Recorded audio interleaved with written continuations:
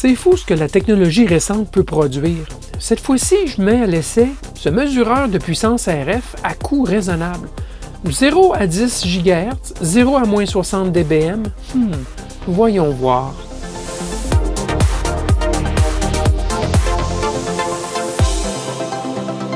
Bidouilleur, bidouilleuse, salut! C'est vrai qu'il y a sur le marché des produits modernes dont les performances rendraient envieux les concepteurs d'il n'y a pas si longtemps finalement. Le domaine des radiofréquences bénéficie beaucoup des avancements modernes. Un exemple d'avancement à bas coût, c'est ce mesureur de puissance RF qui s'appelle version 5.0, acheté sur AliExpress pour environ 30 $. On nous dit qu'il est utilisable de 100 kHz à 10 GHz et qu'il a une plage d'opération de 0 à moins 60 dBm. Il possède une interface USB et utilise un logiciel pour l'opération. Les spécifications mentionnées sont peut-être gonflées, comme c'est souvent le cas sur les sites de vente asiatiques. Et je me méfie du logiciel de contrôle aussi. Alors, je vous propose aujourd'hui d'en faire un banc d'essai. Il est bien possible que l'unité fonctionne suffisamment bien pour que ça soit utile. Allons donc voir si c'est le cas. Le wattmètre radiofréquence est livré dans cette petite boîte de carton qui était dans une enveloppe plastifiée. Et bien, c'est livré dans un emballage antistatique, ce qui est très bien. Et je l'ai ouvert, bien sûr, à l'avance pour analyser un petit peu, pour pouvoir vous en parler. Et ça vient avec un câble USB type C. Je ne peux pas dire que j'adore la couleur dorée, mais bon, c'est un câble comme un autre. Et bon, voici l'unité. C'est vraiment pas très gros, comme vous le voyez. Alors, c'est bien écrit RF Power Meter, version 5.0. Alors, USB type C à une extrémité et connecteur SMA qui est marqué RF In. Connecteur SMA bien illustré, donc de qualité, on va dire, chinoise, de qualité plus ou moins bonne. J'imagine que jusqu'à 10 GHz, ça peut aller. Alors, on nous dit ici, donc aussi, au niveau de l'intensité, le level, on nous dit entre 0 et moins 60 dBm. Ça, c'est la plage d'opération. Et la fréquence, la plage est 100 kHz à 10 GHz. Faudra bien voir si c'est le cas. Dans un petit boîtier usiné sur mesure pour cette application, semble bien en tout cas. USB à un bout et SMA à l'autre. Oui, définitivement, ça a été usiné sur mesure pour cette application. Alors ça, c'est très bien. Ça fait une belle petite unité, quand même un certain poids, sans être trop pesante, mais quand même, ça donne un premier sentiment de qualité, le fait qu'il y ait ce petit boîtier tout en aluminium. Alors, c'est tout ce qu'on peut dire pour l'extérieur. Alors, allons le mettre en fonction, ce wattmètre. La première étape pour faire fonctionner une telle boîte, qui est pilotée par USB, c'est d'obtenir le logiciel. Et ça a été toute une aventure pour moi. Dans la description du produit, le vendeur, Alouette Top Tool Store, ne fournissait pas de lien pour obtenir le logiciel.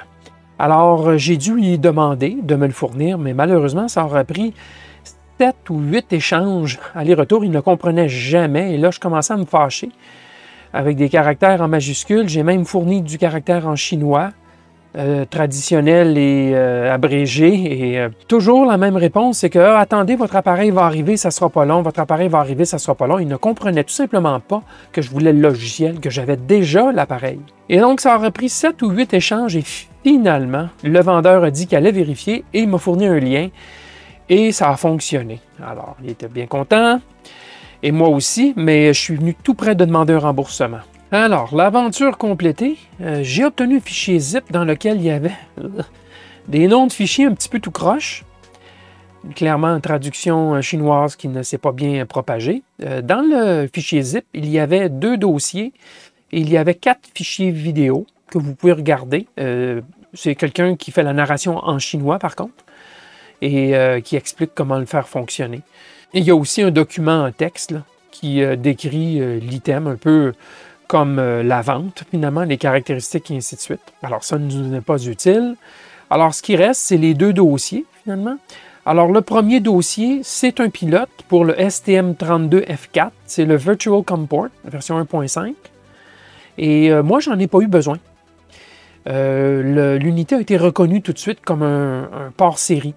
Par contre, si jamais l'unité n'est pas reconnue pour vous, ben vous devriez peut-être installer ce pilote. Peut-être que moi, je l'avais déjà fait dans le passé, c'est pour ça qu'il a tout de suite reconnu. Ceci dit, dans le gestionnaire de périphériques, le périphérique en question est montré comme un périphérique série plutôt que STM32, blablabla, blablabla. Alors, je sais que dans les vidéos, on le voit montré comme étant STM32. Quoi qu'il en soit, ça fonctionne très bien quand même. Alors, pour moi, c'est comme neuf. Il est apparu sous comme neuf. Dans l'autre dossier, il y a le programme en question. OK, et lorsqu'on le démarre, voici ce qu'on obtient. Bon, tout de suite, un peu de déception. On voit des caractères chinois par endroits. Entre autres ici, je ne savais pas trop ce que c'était. Et à force de jouer avec, j'ai figuré, et je vais vous le dire dans quelques instants. Alors, c'est une fenêtre qui ne peut se redimensionner. Interface vraiment basique, on va se le dire. Alors, on choisit comme port, le port série, comme neuf. On se connecte. Voilà, on est connecté, mais on ne roule pas présentement. C'est-à-dire qu'on est connecté à l'unité, mais on ne fait pas de lecture. Il faut absolument peser sur Run. Alors, en pesant sur Run, là, tout apparaît, l'échelle apparaît, les lectures apparaissent. Effectivement, je lui mets environ moins 10 dBm présentement. Une fréquence de 2060 MHz, donc 2 GHz. Alors, on voit la valeur minimum et maximum. Les deux valeurs ont été conservées, mais malheureusement, il y a une superposition des polices ici. Alors, ça, c'est un peu décevant quand on voit des choses comme ça. Bon, qu'est-ce qu'on a pour naviguer? Alors, je vous l'ai dit, ici, on a la lecture en dBm ou en microwatts, en watts, en fait. Alors, c'est puissance. OK. Ensuite, on a 3 ajustements. On a l'échelle ici. Si on glisse la barre de défilement, on peut comprimer ou étendre l'échelle verticale. On peut déplacer à la verticale cette échelle. On peut aussi changer à l'échelle horizontale. Vous allez voir tantôt, on va faire des mesures de modulation pulsée et il y a moyen de voir plus ou moins de cycles. Donc, on voit essentiellement ici 600 millisecondes de large. Alors, si je bouge la barre pour rapetisser, on voit 100 millisecondes de large et ainsi de suite, et ainsi de suite. Et on nous donne un équivalent, je crois bien, en échantillons par seconde. Alors, on voit qu'on est capable de zoomer beaucoup. On parle de 100 microsecondes de large. On est donc capable d'avoir plusieurs cycles sur 100 microsecondes, et donc peut-être de l'ordre de 100 kHz, je crois qu'ils disent 500 kHz qu'on pourrait visualiser. Mais je ne mettrai pas 500 cycles ici, certainement pas. Mais en tout cas, l'échantillonnage est très rapide, ce qui est très bien. Alors, je ne sais pas quel genre de moyenne est faite ici, mais je crois comprendre que lorsqu'on zoom in beaucoup, naturellement, la valeur va changer beaucoup plus que lorsque on regarde beaucoup plus large. À ce moment-là, il fait une moyenne beaucoup plus grosse et donc la valeur est beaucoup plus stable. Alors, regardez en mémoire. Qu'est-ce qu'on a ici? On a un bouton Clear qui nous permet d'effacer les statistiques valeurs minimum et maximum qui ont été vues durant le cycle. Si on pèse sur Reset, ici, on remet toutes les échelles à zéro, on éteint et tout. Alors, je ne le ferai pas, mais c'est pour réinitialiser l'interface, tout simplement. Alors, on peut arrêter en tout temps, faire des mesures. Il y a quand même des petits points que vous voyez qui bougent ici, je ne sais pas trop pourquoi. L'image est figée, mais il y a quand même quelque chose qui se passe en arrière-plan. Bon, alors, je l'ai remis en fonction. Alors, qu'est-ce qu'on a aussi? On a ici la fréquence en mégahertz. Alors, pourquoi rentrer la fréquence? C'est que je crois comprendre, regardez, je suis à 2 GHz ici. Présentement, on fait moins 9.3, moins 9.4 dBm. Si je mets, par exemple, 2000 MHz, qui est en réalité la fréquence que je regarde présentement, si je envoie Send, ça envoie une commande à la petite boîte, ce qui va changer la calibration. On est rendu à moins 12 soudainement. Alors, ce que je comprends, c'est qu'il y a une certaine forme de compensation qui est faite en fonction de la fréquence que la boîte applique sur les mesures. Alors, une fois que cette commande est envoyée, jusqu'à ce que vous éteigniez la boîte, cette compensation est faite en fonction de la fréquence. Donc, si vous changez de fréquence et vous voulez aller chercher le plus de justesse possible sur vos lectures, vous avez intérêt à entrer la bonne fréquence, au mégahertz près sûrement, là, pas besoin d'être super juste, mais au moins, il semble y avoir une certaine forme de compensation en fonction de la fréquence. Ce qui n'est pas de mauvaise chose, parce que cette petite boîte-là, sa réponse n'est pas tout à fait plate en fonction de la fréquence. OK, ça c'est la première chose. Le deuxième champ ici, c'est un décalage en dBm. Alors, on est à moins 12,2. Si je mets plus 10, alors par exemple, il y aura un atténuateur en ligne, okay, qui est de 10 décibels. Bien, si j'envoie cela, soudainement, la lecture va être de moins 2. Alors, c'est simplement un décalage manuel qu'on peut appliquer sur la lecture réelle pour obtenir une lecture apparente qui peut correspondre à la réalité si on a, par exemple, un atténuateur externe en entrée sur la petite boîte. Alors ça, ce sont les deux champs, c'est comme ça que ça fonctionne, tout simplement. Ça m'a pris un petit peu de temps à comprendre et ça aurait été tellement plus simple si le texte qui est écrit ici avait été en anglais, malheureusement. On peut toujours relire ces valeurs pour savoir, par exemple, à quoi la boîte est configurée. Par exemple, là, je vais l'effacer ici, là, voyez-vous, je mets 1000, là, mais je fais une lecture, il va lire et il remet 2000 parce que présentement, la boîte est réglée à 2000 et aucun décalage. Alors, on voit ici les commandes qui passent, qui sont envoyées. Et on voit aussi la lecture des points. Ici, on voit que ça va vite. Là, on roule avec 600 millisecondes. Là, on va aller un petit peu plus vite. Et vous voyez ici que les points passent très rapidement. Est-ce qu'on pourrait aller saisir ces valeurs? Est-ce que ce sont des valeurs texte qui passent sur le port USB? Est-ce qu'on pourrait créer notre propre interface si on le voulait? À la électrobidouilleur lorsqu'il fait du texte superposé. J'y reviens. Alors, il reste une fonction à vous montrer, c'est Data Export. Essentiellement, ça saisit les valeurs. Je ne sais pas combien de valeurs ça saisit depuis quand. Je crois comprendre que ça saisit une certaine durée et ça sauvegarde dans un fichier CSV, un fichier texte séparé par des virgules.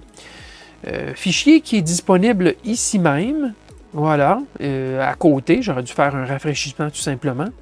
Ce fichier, si on l'ouvre, ben, on obtient les lectures mises bout à bout, mais vous en conviendrez qu'il n'y en a pas beaucoup. Alors, combien de lectures sont mises là? Depuis combien de temps? J'en ai aucune idée. Est-ce que ce sont simplement les lectures qui sont dans la fenêtre ici? Alors, sous 20 millisecondes, donc des lectures, par exemple, pendant 1 seconde? Alors, je ne sais pas exactement, à vous de le découvrir, combien de lectures il prend. Et la dernière chose qu'on peut vous montrer, et je vais le faire fonctionner tantôt, c'est qu'il y a ces barres ici qui nous permettent de mesurer entre deux événements la durée T2 - T1, les deux marqueurs, en millisecondes, en microsecondes ou en secondes. Alors ça couvre l'interface. Maintenant, on va faire quelques mesures. Alors, j'ai installé la tête de lecture, le puissance-mètre, le mesureur de puissance, et ainsi de suite, directement branché sur un générateur de signal avec des bons adaptateurs de haute qualité. Et le générateur, c'est un HP 8644A que j'appelle mon super générateur, très stable, très peu bruyant et dont l'amplitude de sortie est quand même excellente au niveau de la fidélité. Alors, on va se servir de ça comme référence aujourd'hui. Je lui fournis un signal à cette tête de 1 MHz présentement, amplitude moins 10 dBm. Et qu'est-ce qu'on constate? C'est une grosse variation entre moins 3 et moins 30, comme une espèce de modulation. Alors, qu'est-ce qui se produit? Eh bien, il y a relation entre la fréquence de 1 MHz que mon générateur fournit et le taux d'échantillonnage de la tête en question. Et donc, ce qui arrive, c'est que la tête échantillonne tellement rapidement qu'elle se trouve à prendre des points sur la sinusoïdale de fréquence. Et ce qu'on voit ici, c'est l'amplitude de multiples points sur ma porteuse à 1 MHz. Tout simplement parce qu'il n'y a pas de moyenne qui est faite. On se trouve à se promener sur la vague de 1 MHz et prendre différents points le long de la courbe. Et ça nous donne ceci. Et si on se rapproche, ben, on voit vraiment une relation entre la sinusoïdale et l'échantillonnage lui-même. Et donc, ceci, malheureusement, à basse fréquence, c'est impossible de l'éliminer.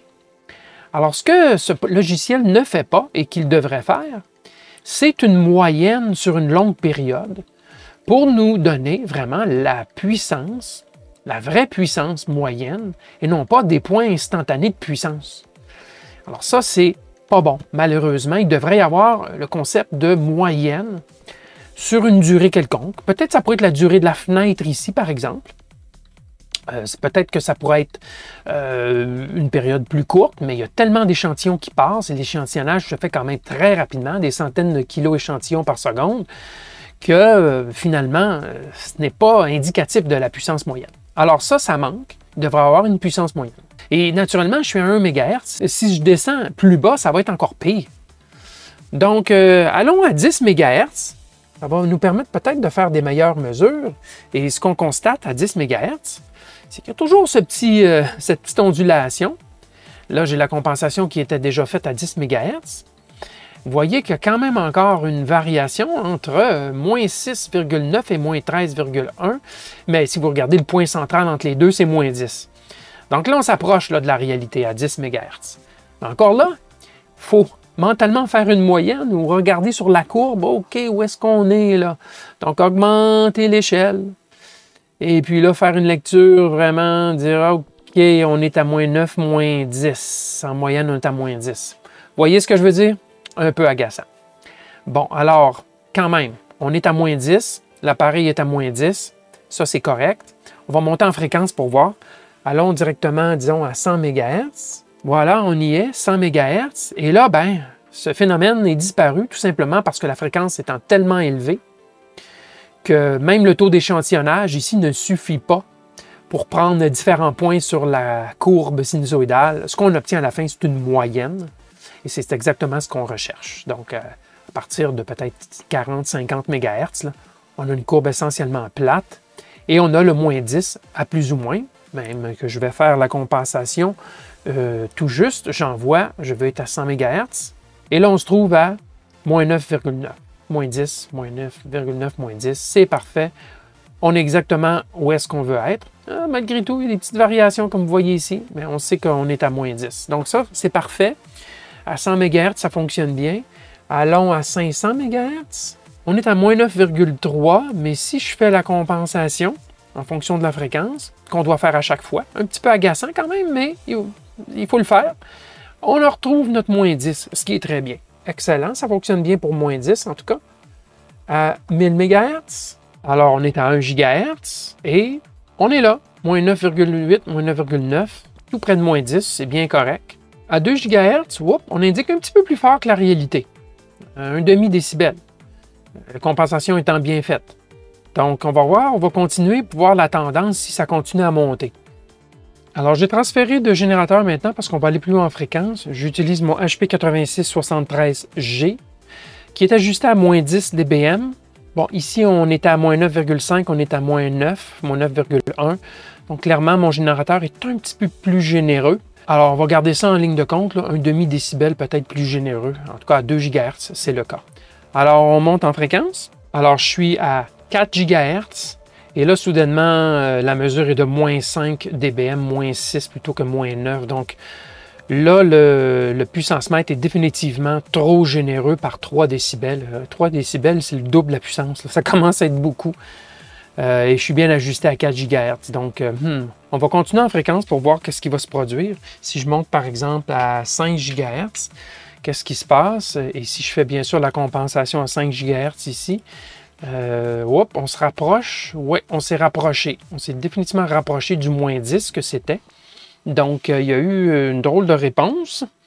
Et si je continue, à 6 GHz, on a retrouvé notre moins 10, ou à peu de choses près. Donc, on s'est rapproché de la réalité.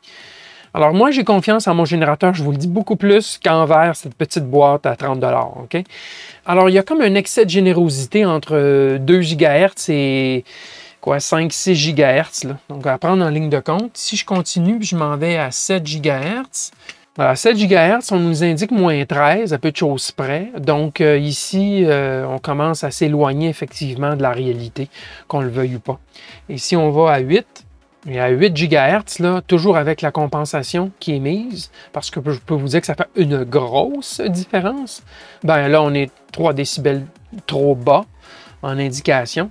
Et là, si on continue, puis je vous le dis, là, si on va par exemple à 9, L'ayant essayé, là, même si je mets une compensation ici 9 GHz, on va être de plus en plus à côté. Voyez-vous, on est à moins 15, alors que c'est toujours moins 10. Et si je rentre ici, je ne peux pas rentrer 10 GHz, il refuse. Donc, il faut que je mette 9900, disons 9900. Je vais envoyer ça. La fréquence étant de 9900 sur le générateur, 9900 MHz, là, on est complètement à côté. Vous voyez, le moins 20. C'est toujours à moins 10, le générateur. Donc là, on l'a perdu. Donc, essentiellement, c'est utilisable jusqu'à 8, là, mais 9, 10, là, en tout cas, 10, oubliez cela. Ce n'est pas du tout dans la plage d'opération. Maintenant, on va faire quelques lectures de la réponse en puissance en fonction de l'intensité, justement, en fonction de la puissance, voir si ça répond bien. Je suis à moins 10, on est à moins 10, parfait. Je suis à 100 MHz présentement et on a moins 10, ce qui est bien ce que le générateur fournit. On va monter ça, on va aller à 0. Alors là, je suis à 0, on indique moins 1,7. Donc, il y a une compression là, ici. D'ailleurs, on nous dit que l'appareil fonctionne jusqu'à 0. On va voir si c'est vrai. On va monter d'incrément de 1 décibel. Plus 1, plus 2, plus 3, plus 4, on voit que ça ne répond plus. Alors 0, c'est vraiment le maximum. Si vous voulez mesurer des puissances plus élevées que 1 mW, donc 0 dBm, vous aurez à mettre un atténuateur en avant. On n'aura pas le choix ici. Alors si je retourne à mon 0 et que je fais moins 1, là je suis à moins 1, il me donne moins 2. Moins 2, il me donne moins 2,3. Moins 3, moins 3,7. Moins 4, moins 4,4, on se rapproche. Moins 5, moins 5,2, et ainsi de suite. Donc, on voit là qu'au-dessus de moins 5, on commence à s'éloigner de la réalité. Il y a comme une forme de compression de la lecture. Et si on va dans l'autre sens, là, je suis à moins 10, parfait. Moins 20, c'est bon. Moins 30, excellent. Moins 40, moins 40, c'est bon. Moins 50, c'est encore bon. On est en dehors de l'échelle, ceci dit. On va voir si on peut aller chercher ou comprimer notre échelle. Voilà. Et si on va à moins 60 ou moins 58, moins 59, on atteint le fond du baril. Moins 70, il n'y aura pas de lecture. Moins 60, ça arrête là. OK, alors, qu'est-ce qu'on peut en conclure? Entre moins 4, moins 5 là, et moins 55, ça semble être assez fidèle. En dehors de cela, on tombe dans vraiment la limite de la puce ampli logarithmique. Bon, alors, ça c'est à 100 MHz. Regardons rapidement à 1 GHz. Alors, 1 GHz, moins 60, c'est ce qu'on obtient. Moins 58, moins 56. Moins 50, c'est bon, on est très proche. Moins 40, très bien. Donc, ça semble très bien fonctionner. Moins 30, même à 1 GHz, pas de problème. Moins 20, c'est bon. Le moins 10, qui est très proche aussi, c'est excellent. Et je vous résume à 1,5 GHz, il est un petit peu plus généreux que la réalité par un demi-décibel environ. 0,3, 0,4 décibels. Donc, ça fonctionne encore bien à 1,5 GHz avec une surgénérosité d'environ 0,4 décibels. Alors, on pourrait continuer dans les essais. C'est toutes sortes de fréquences, toutes sortes d'amplitudes, mais on a déjà une bonne idée de la performance de cette petite boîte. Bon, en terminant, je vous montre la modulation par impulsion. J'ai un signal ici à 100 MHz. Ce que vous voyez, n'oubliez pas, ce n'est pas le signal à 100 MHz. C'est que je l'allume et je l'éteins rapidement, ce qu'on appelle de la modulation d'impulsion. Donc, j'allume, j'éteins, j'allume, j'éteins. À quel rythme j'allume, j'éteins? Bien, on peut le mesurer. Si j'arrête le balayage ici, je prends mon premier marqueur et je m'installe ici.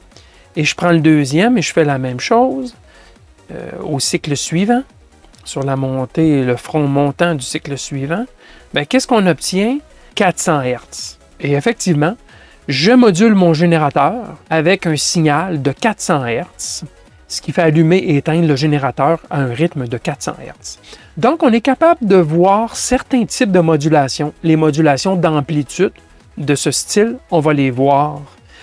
Avec la AM, on va voir le signal qui réduit presque à zéro, qui revient fort et qui réduit, qui revient fort, au rythme, bien sûr, du signal modulant.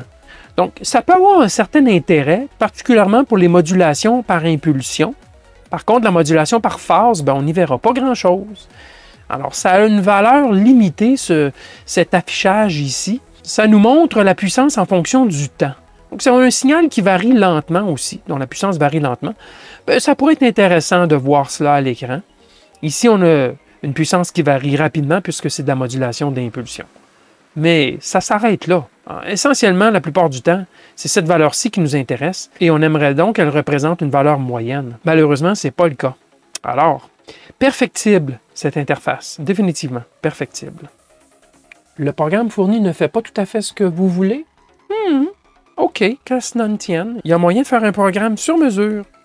Si je renifle le port en question, les données me sont envoyées telles quelles. Alors, il s'agit de regarder ce qui passe et on s'aperçoit que ce sont des lectures en dBm tout simplement. Moins 12,9 dBm, moins 5,7 dBm, moins 4,3 dBm et ça passe très rapidement par milliers d'échantillons par seconde. Donc, il est possible de saisir ces données tout simplement avec un programme quelconque, en C, en Python, peu importe. Et c'est exactement ce que j'ai fait en Python ici. Il est possible de saisir ces données, puis de retirer, d'extraire les valeurs et d'en faire une moyenne. Ici, je fais une moyenne de 500 valeurs. Et voilà le résultat. Vous avez vu comment les valeurs variaient beaucoup, les échantillons bruts. Ben, ici, j'en fais une moyenne de 500 échantillons et j'affiche le résultat. Comme vous voyez, ça s'approche beaucoup plus d'une valeur stable. 500, c'est peut-être pas assez, compte tenu que j'utilise la fréquence de 1 MHz présentement. Alors, je devrais peut-être faire 1000, 2000 échantillons, ce qui va stabiliser la lecture d'autant. Donc, on peut se créer un petit programme qui va faire le boulot qu'on veut, par exemple, à des fréquences beaucoup plus basses, pour avoir la lecture juste, faire une grosse moyenne. Maintenant, la seule partie que je n'ai pas réussi à faire fonctionner, c'est les commandes, par exemple la compensation de fréquence et le décalage.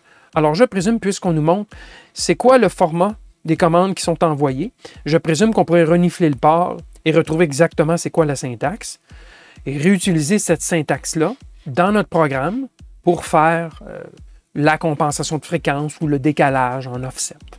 Alors, des choses à essayer. Alors, qu'est-ce qu'on peut conclure de ce mesureur de puissance? Bien, qu'il contient vraisemblablement la puce Analog Devices AD8317, qui donne une plage d'opération entre 1 MHz et 10 GHz et une réponse, donc une gamme dynamique de 55 décibels avec certaines spécifications. Et lorsqu'on regarde les spécifications, ben c'est ça. On parle d'une stabilité en température, on parle de 55 dB de plage dynamique jusqu'à 8 GHz et une erreur pouvant atteindre 3 décibels, plus ou moins 3 décibels, et utilisable jusqu'à 10 GHz. Et par contre, une réponse très rapide, on parle de 6 nanosecondes même pour une réponse de l'amplificateur logarithmique. Mais cette puce, c'est pas elle qui a l'ADC, c'est le microcontrôleur à côté. Cette puce fournit une tension ici, en sortie, et c'est à l'ADC du microcontrôleur de faire le travail d'échantillonnage. Donc, on frappe les limites de l'ADC quand on regarde la vitesse d'échantillonnage parce que, clairement, on ne fait pas des échantillons de 6 nanosecondes. Là. Ça, c'est clair. Et c'est en regardant les courbes de réponse dans la fiche technique qu'on s'aperçoit effectivement qu'à partir de moins 50, moins 55, peu importe à quelle fréquence on le fait, là, on perd beaucoup au niveau de la justesse. Et même chose, au-dessus de moins 5, là, ça dévie beaucoup. Ce qui correspond exactement à ce qu'on a vu. Et donc, très utilisable. Les trois courbes ici montrent 3 températures différentes et on s'aperçoit que plus on monte en fréquence, plus l'écart entre ces courbes augmente, ce qui est probablement attendu. Et aussi que plus on monte en fréquence et plus la variabilité d'une puce à l'autre, pour cette même puce, elle augmente. Donc clairement, des fréquences plus basses, ici on est à 900 MHz, on a des puces qui sont assez fidèles là, sur la ligne d'assemblage, mais plus on monte en fréquence, là, plus ça s'étend. Donc, ce qu'on a mesuré correspond pas mal au fonctionnement de cette puce, qui est en réalité une série d'amplificateurs logarithmiques. Donc, on détecte la puissance en y dérivant une tension qui sera proportionnelle à la puissance en décibels, donc en dBm ici. Et on envoie cette tension à la sortie, et c'est à l'ADC ici de faire la mesure qui sera une mesure linéaire en fonction de l'intensité en décibels. Donc, ça existe depuis très longtemps. Analog Devices est pas mal un spécialiste pour ce genre de puce. Et ça fonctionne bien. Ah, vous m'en auriez voulu si j'avais pas ouvert le couvercle pour vous montrer l'intérieur.